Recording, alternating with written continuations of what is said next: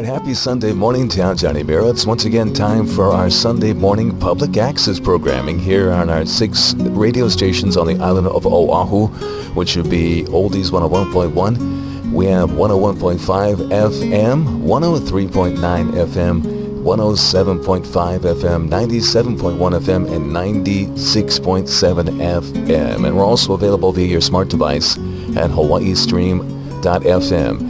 And this morning we're going to be talking to the Grassroots Institute on a very important topic, not just for our island, which still isn't available to us, and for the most part America, but to folks in the Caribbean, especially Puerto Rico.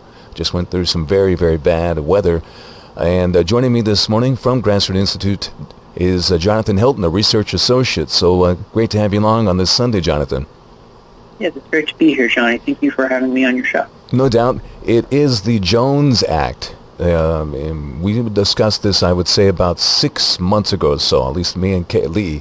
And it came about in 1920, also known as the Merchant Marine Act, federal statute establishing support for the development and maintenance of a merchant marine in order to support commercial activity. Now, you can go on from there and explain the logistics behind the act that came, 102 years ago, and the benefits and the negatives about it currently. Of course. So the Jones Act is a federal law, and it requires U.S. ships to be used when you're transporting goods between U.S. ports. So here in Hawaii, for example, if any goods are going to come in from the mainland or from Alaska, they'd have to come on ships that are built in the United States, flagged in the United States, and then mostly crewed and owned by United States citizens. And what most people don't know is that laws like the Jones Act have been around a really long time, almost since the nation's founding. But recently, especially, we've begun to take notice that these laws increase the cost of shipping, which is a really big problem for Hawaii. And you mentioned Puerto Rico, which we'll talk about maybe a little bit later, but it hurts Puerto Rico as well. And the Jones Act also causes problems when you're trying to transport goods quickly, such as in emergencies, which we can talk about in just a minute. All right.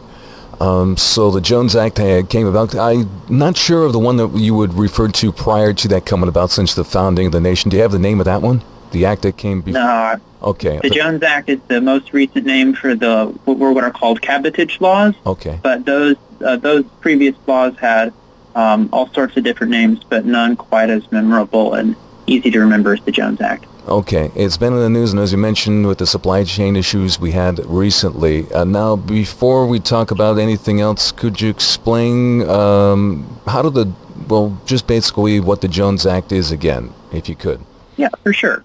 So, as I said, if you're going to move goods between California and Hawaii, or, say, Florida and Puerto Rico, you have to use a ship that's flagged in the United States, built in the United States, and then mostly crewed and owned by U.S. citizens.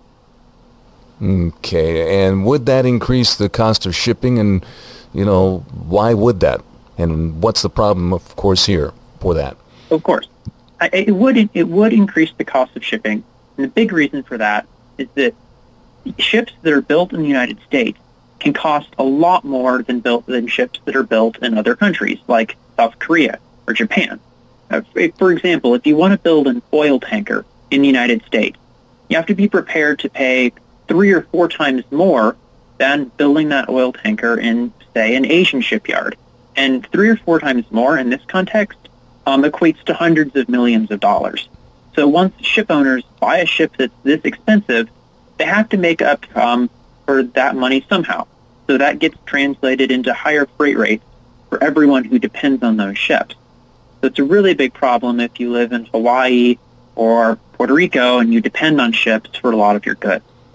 Does this have anything to do with maybe the sturdiness, the durability of the ships, the passing muster as far as inspections are concerned?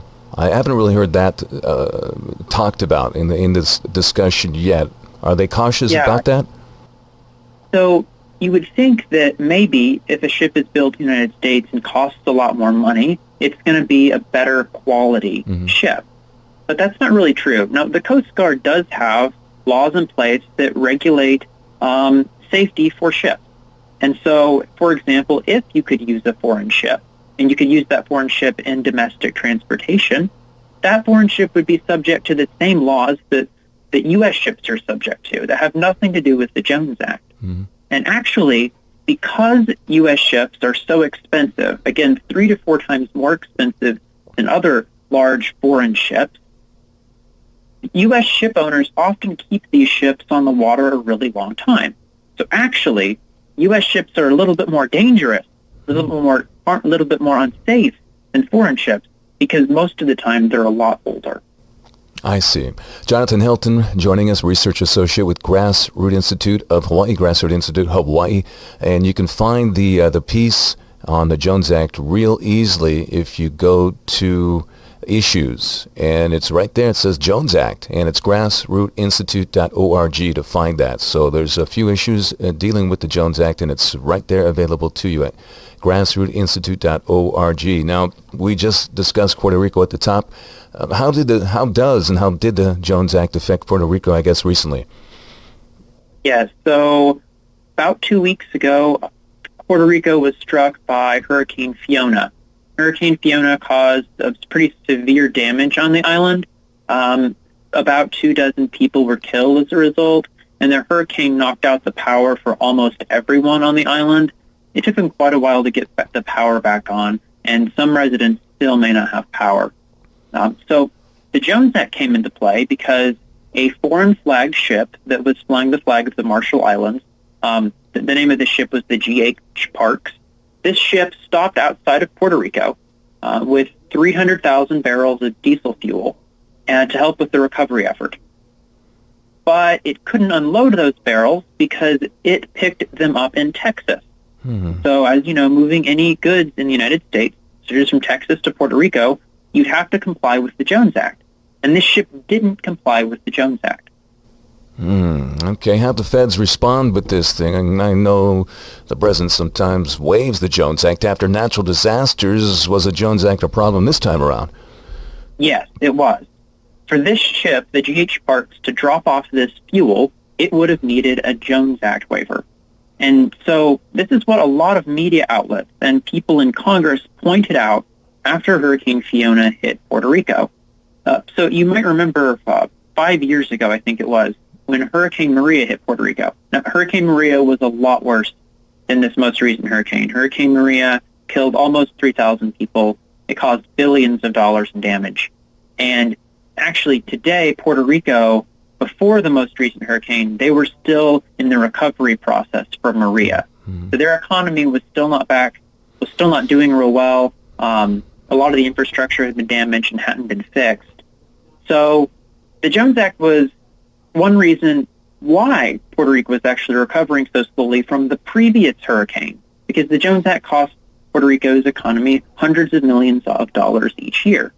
And so then you have Hurricane Fiona hit Puerto Rico, and this ship comes up off the coast of Puerto Rico, wants to drop off its fuel, but it can't because of the Jones Act. Makes you scratch your head. It really does. I'm frustrated just listening to your explanation. So did the president give Puerto Rico a Jones Act waiver? Yes. So President Biden gave the G.H. Parks a waiver. He allowed the diesel fuel to be unloaded, but he only did this after several days of waiting. So before the Parks asked for a waiver, media outlets, members of Congress had noticed that Puerto Rico might need a Jones Act waiver because this is usually what happens anytime a hurricane strikes the island.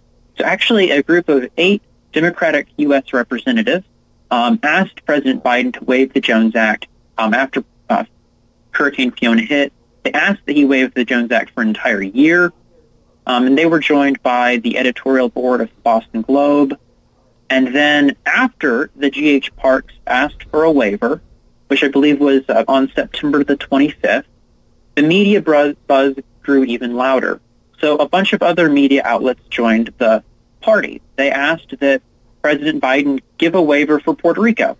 This included the Washington Post, the Washington Examiner, the Wall Street Journal. They all called for Jones Act reform. Now, the Grassroot Institute joined these calls. Our president, Khalid Yakina, sent President Biden a letter, and he asked that Puerto Rico be given a 1-year waiver from the Jones Act to help with the recovery efforts, to lower the cost of goods coming into the island. Okay, go. After all of this, the Department of Homeland Security finally gave a waiver, but they gave the waiver just to the one ship carrying diesel fuel. No other ships received a waiver from the Jones Act. I see. We have, of course, our local representatives here. Did any of them get Kaylee's memo, the Grassroots Institute letter, and were they part of the process also? Yes, so we forwarded this letter on to Hawaii's congressional delegation. From what we've heard from the media, for example, Senator Schatz was asked by a Puerto Rican news outlet what he thought of the Jones Act waiver, and he didn't give them a lot of information, but he essentially told them, right now, I know the Department of Homeland Security is working on this, and it's going to get the situation resolved pretty quickly. Okay. So was it done pretty fast, the granting of this waiver? Yes, it was done relatively quickly. So Senator Schatz made that comment, I believe, on Wednesday, and several hours later, the Department of Homeland Security did grant the waiver for the GH Parks that was carrying the diesel fuel. So it was kind of fast, right? It was the ship asked for a waiver on a Sunday. They received it on a Wednesday evening. But in terms of an emergency, you can't think about it in just days, right? Because during an emergency, a hurricane, an earthquake, some sort of other major natural disaster, supplies need to be moved quickly. People are without power, and this is especially a problem for people who might be in a hospital, right? They depend on some equipment to help keep them alive, to monitor their vitals, and if the hospital runs out of power, it might not just be people who are killed by the initial disaster. People might die simply because they don't have electricity. So when we're talking about a matter of 3 days, that's really a long time in a disaster. So to give you some context, the waiver for the one ship was granted 10 days after the hurricane hit Puerto Rico, and it was granted 3 days after they asked for a waiver. So, yeah, you could consider it quick, but in an emergency, it really needs to be faster than 3 days. Yeah, it makes you wonder and ask, couldn't the president just waive the law? Why did it take so long? Couldn't he just waive this law with a flick of his pen? No, unfortunately, he couldn't. So, and this is because back in 2021, Congress changed the law and actually made it harder to waive the Jones Act. Wow. It was already not easy to waive the Jones Act, but they made it harder. So here's what they did. So Congress decided that now only the Secretary of Defense and the Secretary of Homeland Security can waive the Jones Act. And to do that, they have to jump through a lot of hoops. So for the Secretary of Defense, he can only waive the law, and I'll quote from the law, in the interest of national defense to address an immediate adverse effect on military operations. So that's the only way the Secretary of Defense can waive the Jones Act. And then for the Secretary of Homeland Security, they can only waive the Jones Act in the interest of national defense, but they can only waive it for a maximum of 45 days. And on top of that, the Secretary of Homeland Security has to consult with the United States Maritime Administration to confirm that there are no available U.S. flagged Jones Act vessels that can meet those national defense needs. So no wonder it took 3 days, because the Department of Homeland Security had to jump through all of those hoops in order to just waive the law for this one ship. No kidding. Cumbersome, very cumbersome process. Yeah. My goodness, you can see why it's so difficult. We're joined by the Grassroots Institute once again as Jonathan Helton, Research Associate. We're discussing the Jones Act and the process to go through with getting waivers which are needed to move ships without U.S. flags. So, okay, now that we've learned about the situation in Puerto Rico, how about the Jones Act impacting fuel supplies in New England? So the Jones Act is having an impact on fuel supplies in New England, and it's likely to get worse as the New England states enter the winter. So the states of New England depend on liquid natural gas, called LNG, to generate a lot of their electricity. And so obviously that's important in winter, because when a cold snap or a really bad freeze, people need more fuel to keep everyone's lights on and their houses warm. So to get LNG to New England, most of the time New England uses pipeline. But the pipelines that deliver natural gas to New England don't have enough capacity to supply all of its needs. So that means they have to get their liquid natural gas from elsewhere when they need extra natural gas. Okay, question would be, where are they going to get it from, and can they ship it in from somewhere else, Jonathan? Yes, they could ship it in from somewhere else. In fact, the United States is actually the world's largest producer of natural gas, so it would make sense for them to get the extra natural gas they need from the United States. But unfortunately, the Jones Act makes that a lot more complicated. Why? Well, there's 0 natural gas tankers in the Jones Act fleet. There aren't any Jones Act tankers that are capable of carrying natural gas. And so, why is that? Well, it's probably because they're so expensive. There hasn't been any of those tankers built in the United States in the past 40 years. And building one today would be very expensive. I mentioned earlier that building maybe an oil tanker would be 3 to 4 times more expensive in the United States than in a shipyard in Asia. You're looking at something similar for an LNG tanker. Now, LNG tankers are a little bit more technically sophisticated, so they cost a little bit more even in a shipyard in, say, South Korea. It might cost $200 million to build a tanker. But in the United States, it could cost up to $650 million to build an LNG tanker. But no one knows exactly how much it would cost because, as I said, there haven't been any built in the United States in the past 40 years. So for New England to get liquid natural gas from the United States, well, they can't. They can't ship it in from Texas or Louisiana because there aren't any Jones Act ships that can carry LNG. It's amazing. As far as you know, is there any impetus, any inkling that they're even thinking about doing that now based on what's going on in New England? Yes. So thankfully, some people have taken notice. So the governors of Connecticut, Maine, Massachusetts, New Hampshire, Rhode Island, and Vermont, those 6 governors, they all wrote President Biden a letter, and they listed a couple of things asking him to basically help out in the winter if fuel supplies become an issue. And so the number one thing at the top of their list is they asked President Biden to consider waiving the Jones Act this winter so that they could use foreign tankers to move liquid natural gas from the U.S. Gulf Coast up to New England.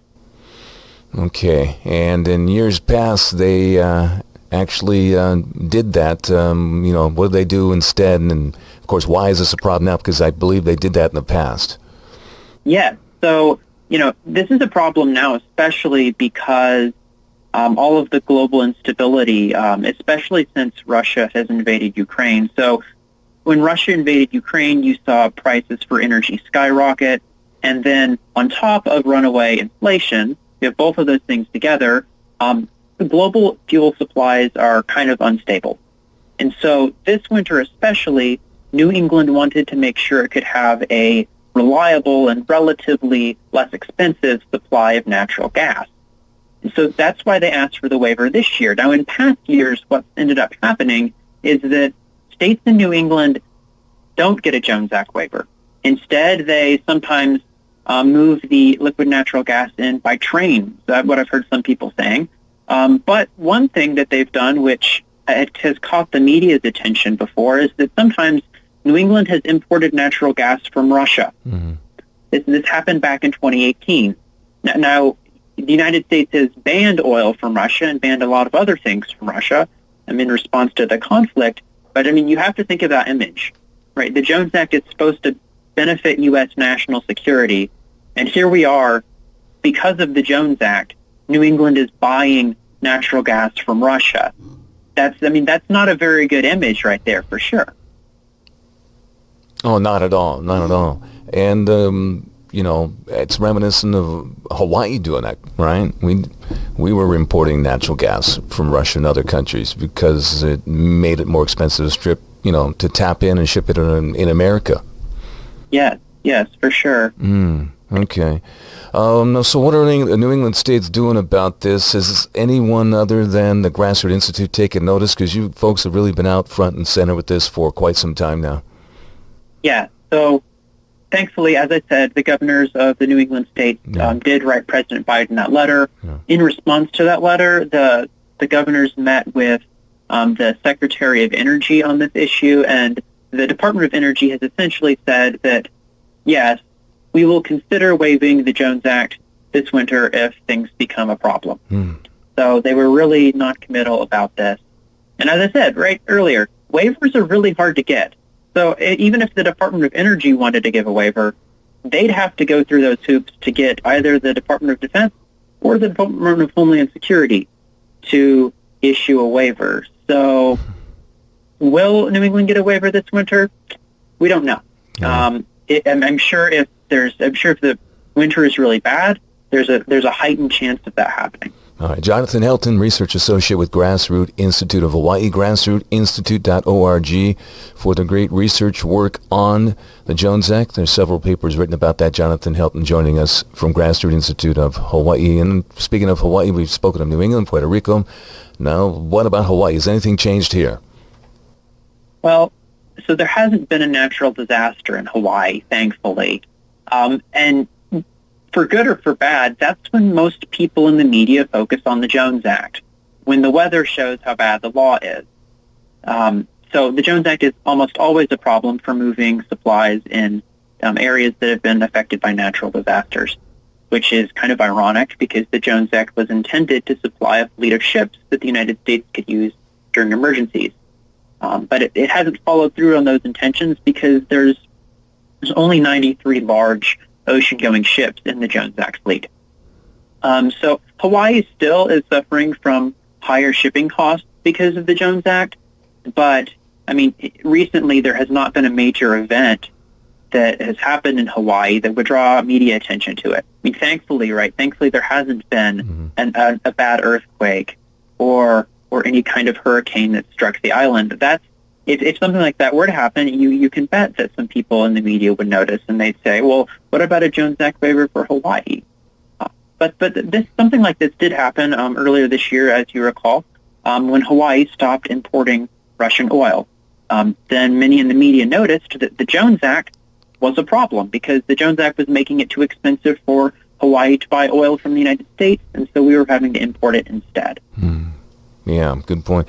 So how are you going to change this? What do the prospects look like for reforming the Jones Act? Well, we're fighting an uphill battle. The maritime lobbies in Washington are very powerful. But just last week, one of our staff members met with a dozen lawmakers on Capitol Hill, and he wanted to see kind of where they stood on the Jones Act. I know there's one prominent one here that's out in front. He's been speaking in a few years about this. So what did he find out? So in his meetings, he found United States Senator Mike Lee from Utah was very interested in Jones Act reform, which we've worked with Senator Lee before. He appeared on a webinar with the Grassroot Institute actually back in 2020. Senator Ted Cruz was also interested in Jones Act reform, and so were Representatives Tom McClintock, and then, of course, Hawaii's Ed Case was definitely interested in reforming the law. A couple of the other people he spoke to were also interested. And then, of course, many people in Puerto Rico want to change the Jones Act. The governor of Puerto Rico wrote President Biden a letter back when they needed the waiver, and he was very supportive of the waiver. But unfortunately, a lot of the other members of Congress, including Hawaii's other congressional members, they're not on board with changing the law right now. So what we're doing is we're working with members of Congress who are interested in updating the Jones Act and reaching out to other think tanks and reaching out to industry groups in agriculture and energy to find the best strategy moving forward to try to change the law. Do you get a sense that the other representatives from Hawaii are close to considering it? I mean, Ed Case has been front and center for, I would say, the past, 5 years, maybe more than that. Yeah, you haven't heard a word from any other representatives in the Senate. And do you have an idea what is holding them back? Just they're not knowledgeable of it? What's going on there? In our meeting with Senator Schatz, he expressed that he supported the Jones Act.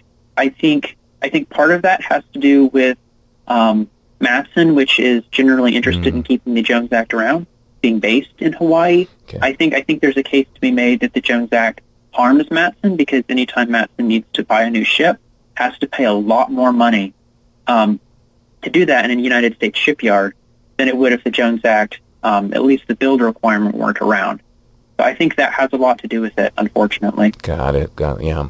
All right, have any members of Congress put forward some new legislation on the Jones Act that you know of right now? Yes. So one bill that has been put forward is called the Puerto Rico Recovery Act. This was proposed by Senator Mike Lee and then Representative Nydia Velázquez. What the Puerto Rico Recovery Act would do is it would kind of create a period of several months to a year where ships could get expedited waivers from the Jones Act if they're carrying relief supplies to Puerto Rico. So this bill is a good idea. It is a very small reform, and it does not affect Hawaii, but even this bill is certainly better than nothing, for sure. If this bill were to pass, which it is notable that it has bipartisan support here, with the senator being a Republican and the representative being a Democrat. But of course, bipartisan support always helps, especially with Washington's divided climate right now. But right now, the bill hasn't passed, so we are waiting and we are continuing to work with people who are interested in changing the law. Well, great job, Jonathan, breaking it down. Jonathan Hilton, Research Associate with Grassroots Institute. And where can they find all this great work? I've put that forward, but now you can do that and instruct them Absolutely. to where to go. Everyone will go to grassrootsinstitute.org. We've got a page that details how the Jones Act harms Hawaii, and then we've got a bunch of other research on this law, on the Passenger Vessel Services Act, and how it creates a problem for Hawaii. And we're working hard to update these maritime laws for the 21st century. All right, fantastic job, and we'll look forward to having a discussion about another important topic to the state of Hawaii with the good people at the Grassroots Institute who are working hard to make it easier to live and work here in the 808 state. Jonathan, mahalo for spending some time with us, and have yourself a great Sunday. Thank you. You as well.